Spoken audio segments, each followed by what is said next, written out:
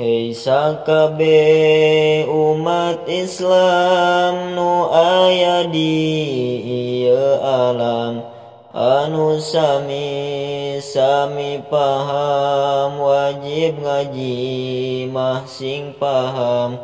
Margina urang sadaya hirup sakadar ngumbara, duka isuk duka jaga rek ninggalkeun alam dunya.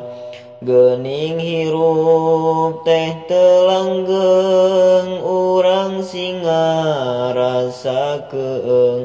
Sanajan masih katineng, umur hayang panjang ampleng. Urang teh salaku umat sadaya mikul amanat, wajib ngaji wajib sholat 5 waktu ulah elat. Entong hayong bae sibuk ti sore dugi ka isuk. Da dunya mah bakal ambruk, jasad urang bakal buruk. Nu mawi sing seueur eling ti berang sareng ti peting. Sili ajak sili aping, sili jaga sili geuing. Tukang dagang tukang tani sing nyaraah kana diri.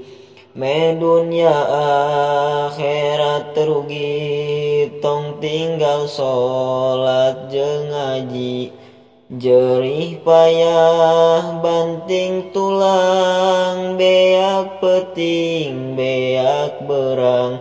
Eueuh waktu anu senggang, belaan ngaji teu datang.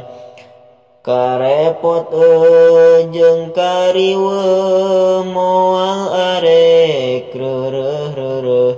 Boro nu sagala eueuh, ngala dunya moal sebeuh. Dunya tungtut elmu siar, pan urang wajib ikhtiar.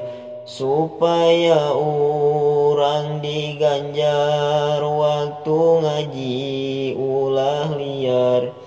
Sanajan repot digawe, eueuh waktu anu nyalse. Pepejeong matong pere, pagawean tunduh wae. Geus datang malakal maut, taya budak taya kolot. Taya salse taya repot, tetep nyawa mah dibetot. Teu bisa mundur sadetik, najan urang bari cerik. Harta benda teu dilirik, tetep urang bakal balik. Balikna ka alam kubur, waktuna ninggalkeun lembur.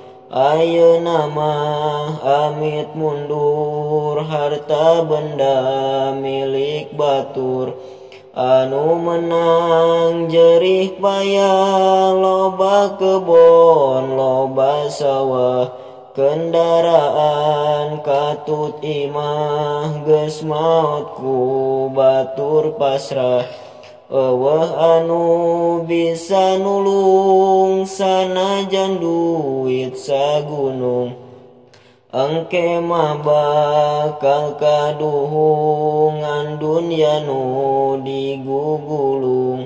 Henteu inget henteu apal, isuk rek datangna ajal. Beak waktu eukeur amal, akibatna hirup gagal. Sapa panjang hirup poho, padahal ajal geus nempo.